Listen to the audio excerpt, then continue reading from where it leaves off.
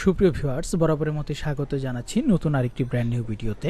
আজকের এই ভিডিওতে আমরা ডিগ্রি প্রথম বর্ষের ইতিহাস প্রথম পত্রের চূড়ান্ত এবং শর্ট সাজেশন নিয়ে আজকের এই ভিডিওতে আলোচনা করব। তাই আপনারা যারা ডিগ্রি প্রথম বর্ষে 2024 সালে ইতিহাস প্রথম পত্রের পরীক্ষার জন্য প্রস্তুতি গ্রহণ করছেন, তাদের জন্য আজকের এই ভিডিওটি কিন্তু খুবই গুরুত্বপূর্ণ এবং সেই সাথে পরবর্তী ভিডিওগুলো পেতে অবশ্যই চ্যানেলটিকে সাবস্ক্রাইব করে, অর্থাৎ degree first year suggestion YouTube চ্যানেলটিকে সাবস্ক্রাইব করে পাশে আসা বেল আইকনটি বাজিয়ে রাখুন।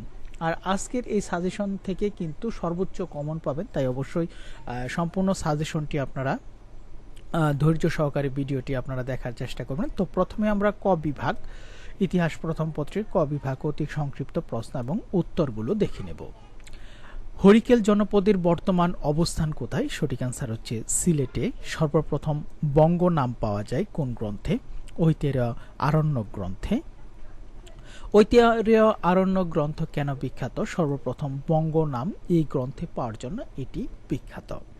বাংলার ভূপ্রকৃতিতে প্রভাব বিস্তারকারী সবচেয়ে গুরুত্বপূর্ণ বৈশিষ্ট্য হচ্ছে নদ নদী। বাংলাদেশের জলবায়ু সাধারণত কোন প্রকৃতির? এটি হচ্ছে ক্রান্তীয় মৌসুমী জলবায়ু। কীর্তিনাশা নামে পরিচিত কোন নদী? পদ্মা। সোমপুর বিহার কোথায় অবস্থিত? নওগাঁর পাহাড়পুরে অবস্থিত।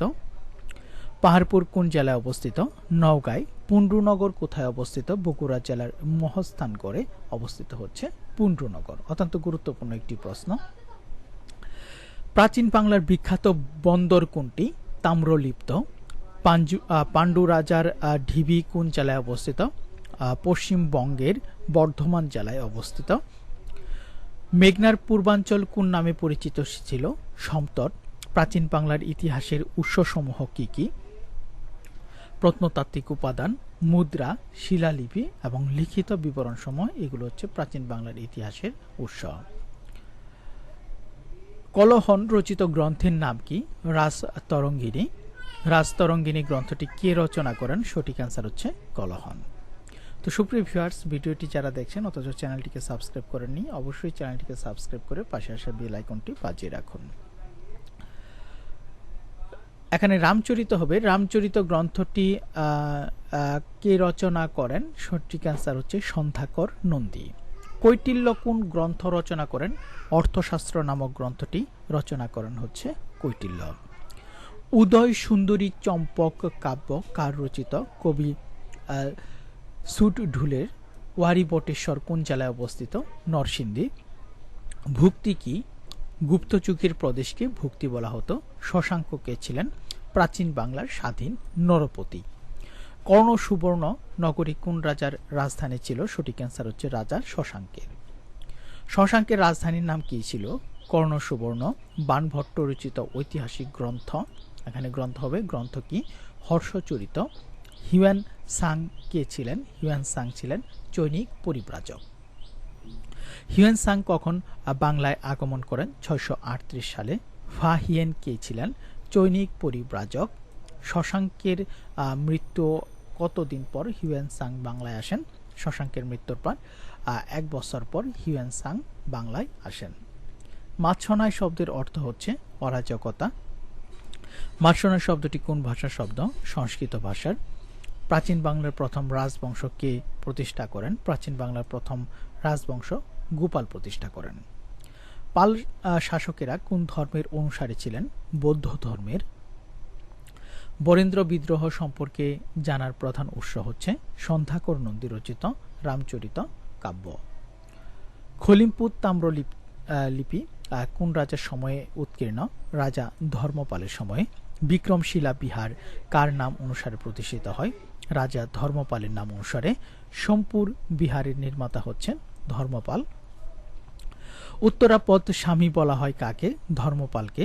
পাল বংশের শেষ মুকুটমণি রামপাল কাকে পাল সাম্রাজ্যের দ্বিতীয় প্রতিষ্ঠাতা বলা হয়?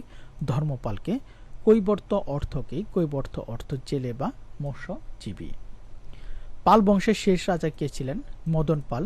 দেব পর্বত কোথায় অবস্থিত? কুমিল্লায়।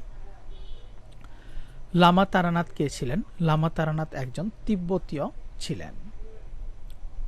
বাংলার সেন বংশের প্রতিষ্ঠাতা কে? হেমন্ত সেন। সেনদের আদি বাসস্থান কোথায় ছিল? দক্ষিণাত্যের কর্ণাট প্রদেশে। লক্ষণ সেনের দ্বিতীয় রাজধানী ছিল বিক্রমপুর। বল্লাল চরিত কে প্রথম রচনা করেন? আনন্দ ভট্ট। উমাপতিধর কোন রাজার সভাকবি ছিলেন? রাজা লক্ষণ সেনের। সেন বংশের শেষ শাসক কে ছিলেন? লক্ষণ সেন। বখতিয়ার খলজি কোন পথে বাংলা আক্রমণ করেন? ঝাড়খণ্ডের অরণ্য অঞ্চল দিয়ে। দেব বংশের প্রতিষ্ঠাতা কে ছিলেন? শ্রী শান্তিদেব। চন্দ্রবংশ বাংলার কোন অংশ শাসন করতেন? দক্ষিণ অংশ।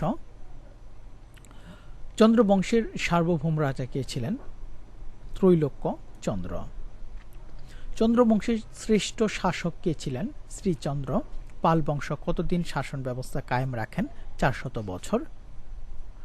সেন বংশ কতদিন বাংলা শাসন করেন? 200 বছর। চন্দ্রগুপ্ত মৌর্য কে ছিলেন? মৌর্য বংশের প্রতিষ্ঠাতা।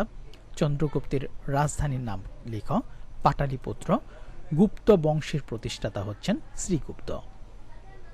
তো সুপ্রিয় ভিউয়ার্স, ভিডিওটি যারা দেখছেন অবশ্যই চ্যানেলটিকে সাবস্ক্রাইব করে পাশে আসা বেল আইকনটি বাজিয়ে রাখুন, যাতে আমরা পরবর্তী সাজেশনের ভিডিও আপলোড দেওয়া মাত্রই আপনারা সেই নোটিফিকেশন সবার আগে পেয়ে যান।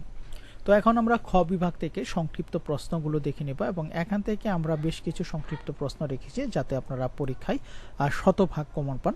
তা অবশ্যই এই ভিডিওটি সম্পূর্ণ দেখবেন। প্রাচীন বাংলার ভৌগোলিক বৈশিষ্ট্য সংক্ষেপে লিখ। বাংলার অধিবাসীদের উপর নদ নদীর প্রভাব আলোচনা করো। বাংলা নামের উৎপত্তি হয় কিভাবে? প্রাচীন জনপদ গৌড় ও সমতটের পরিচয় দাও। পুণ্ড্র জনপদের বিবরণ দাও। প্রাচীন বাংলার অর্থনৈতিক অবস্থা সম্পর্কে লিখ। বাংলার প্রাচীন প্রত্নতাত্ত্বিক উৎসসমূহ কি কি? প্রাচীন বাংলার ইতিহাস পুনর্গঠনে প্রত্নতাত্ত্বিক উৎসের গুরুত্ব ব্যাখ্যা করো। ওয়ারী বটেশ্বরের প্রাচীনত্ব সম্পর্কে লিখ। পাণ্ডু রাজার ঢিবির উপর একটি টিকা লেখ। প্রাচীন বাংলার ইতিহাস পুনর্গঠনের উপাদানগুলোর নাম লেখ। পাণ্ডু রাজার ঢিবির গুরুত্ব লিখ। শশাঙ্কের পরিচয় দাও। হর্ষবর্ধন কে ছিলেন? শশাঙ্কের সাথে হর্ষবর্ধনের যুদ্ধের বিবরণ দাও। ত্রিপক্ষীয় সংঘর্ষ কি?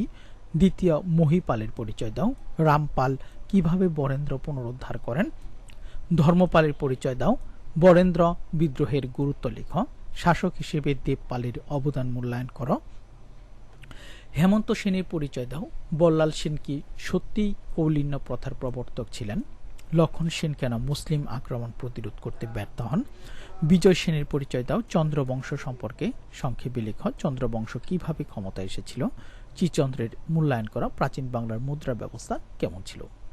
তো এখানে 29টি প্রশ্ন রেখেছি যাতে আপনারা এখান থেকে শতভাগ কমন পান, এবং এই প্রশ্নগুলো একটু ভালোভাবে পড়বেন।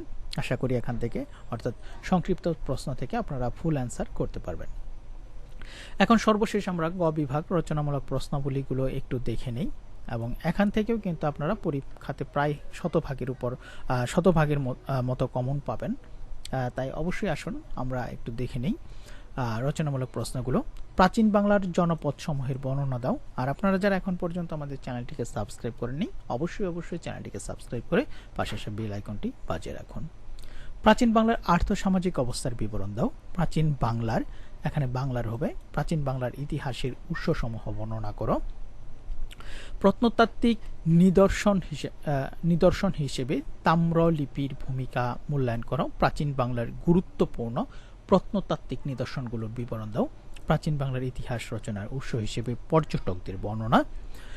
বাংলার ইতিহাসে শশাঙ্কের স্থান নির্ণয় করো। বাংলার প্রথম স্বাধীন নৃপতি হিসেবে শশাঙ্কের কৃতিত্ব বিশ্লেষণ। গোপাল কিভাবে বাংলার রাজক্ষমতা দখল করলেন?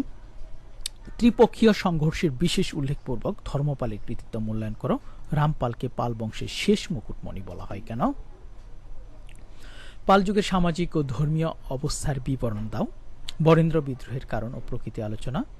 রামপালের কৃতিত্ব আলোচনা। বল্লাল সেনের রাজত্বকালের ইতিহাস বর্ণনা। শাসক হিসেবে লক্ষণ সেনের মূল্যায়ন।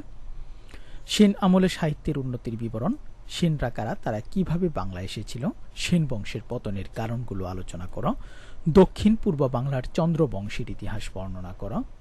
চন্দ্রবংশ প্রতিষ্ঠার শ্রীচন্দ্রের কৃতিত্ব মূল্যায়ন করো। তো এখানে আমরা 21টি প্রশ্ন রেখেছি। তো এখান থেকে আপনারা কিন্তু প্রায় শতভাগের মতো কমন পাবেন।